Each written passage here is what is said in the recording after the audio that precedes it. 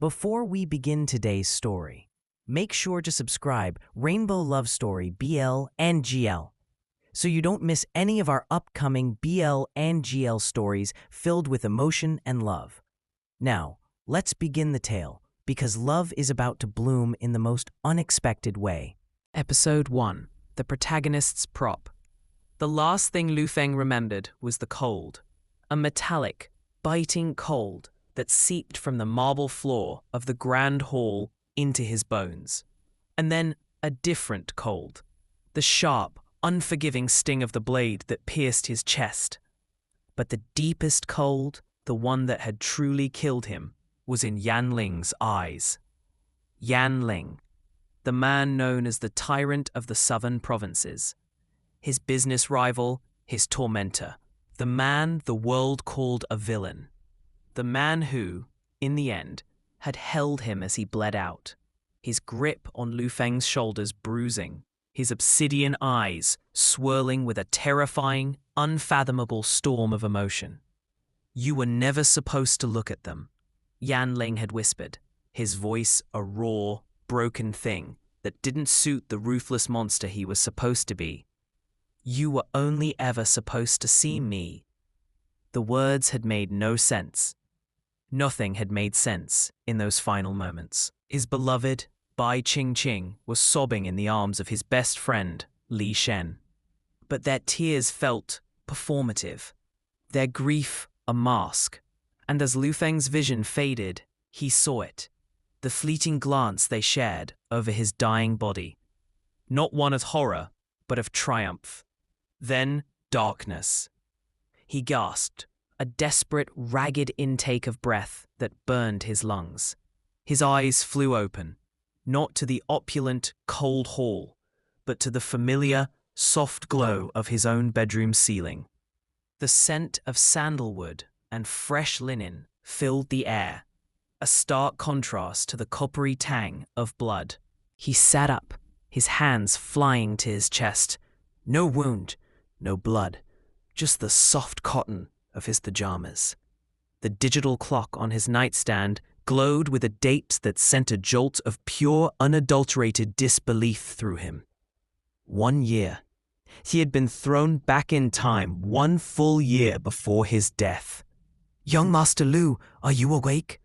A gentle voice came from outside his door. "Your breakfast is ready. You have a meeting with young Master Li at 10. Young Master Li, Li Shen, his best friend since childhood. The man who had held Bai Qingqing as Lu Feng died. A wave of nausea, so violent it doubled him over.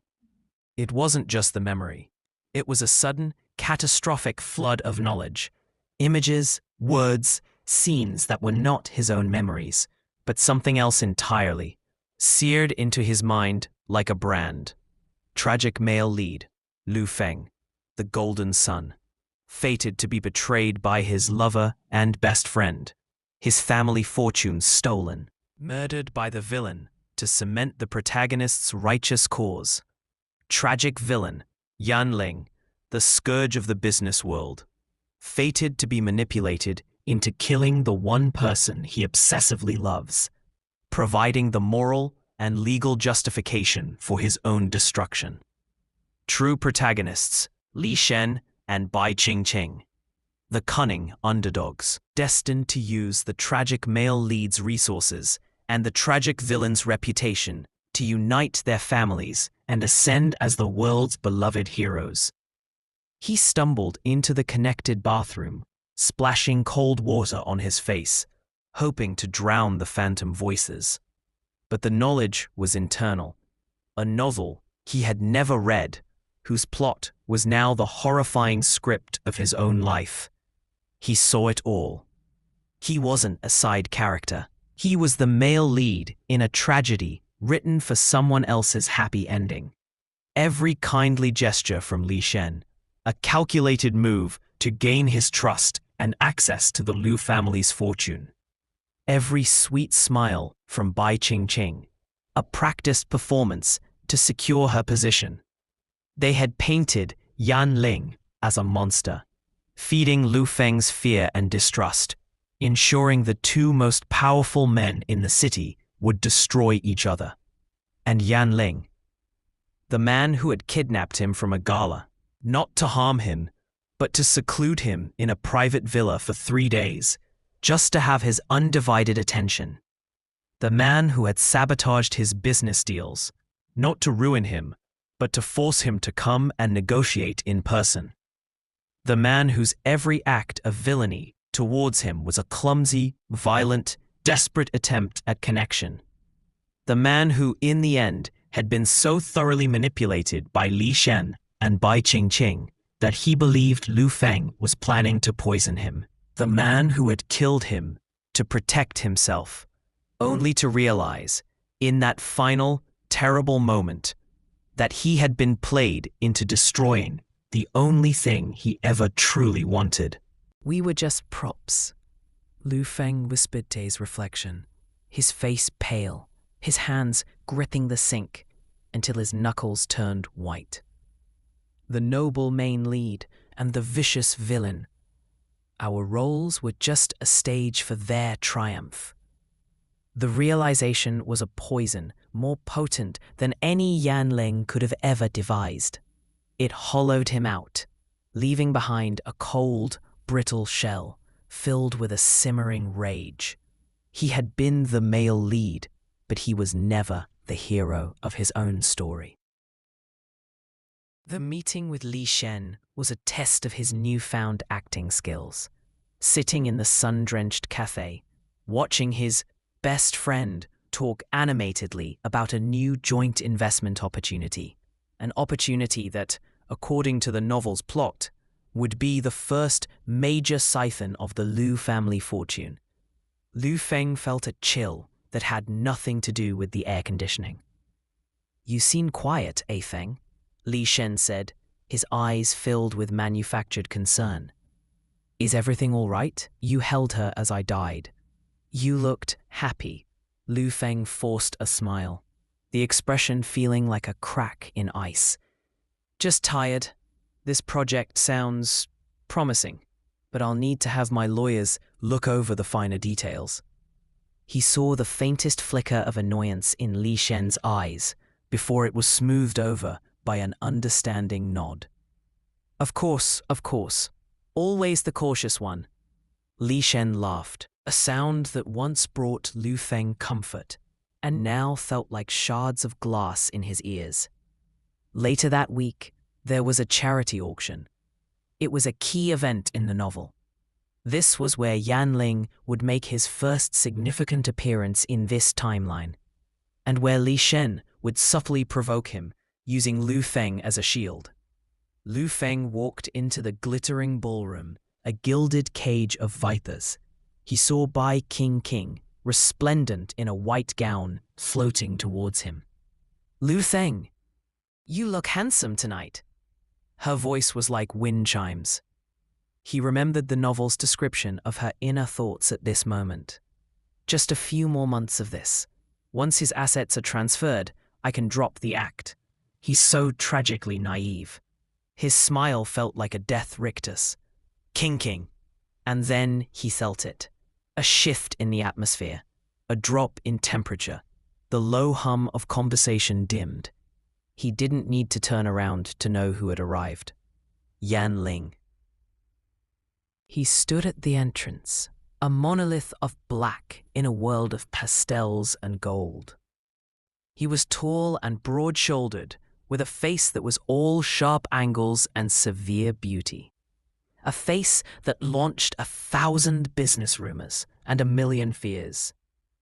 His gaze, dark and intense, swept the room and, as it always did, landed unerringly on Lu Feng. In his previous life, Lu Feng would have flinched, looked away, his heart hammering with a mixture of fear and revulsion. Now, he met that gaze. He saw past the cold, imposing exterior. He saw the man from his final memory, the one with the broken voice and the desperate eyes. The man who was, according to the novel, currently thinking, "He is the only light in this den of snakes.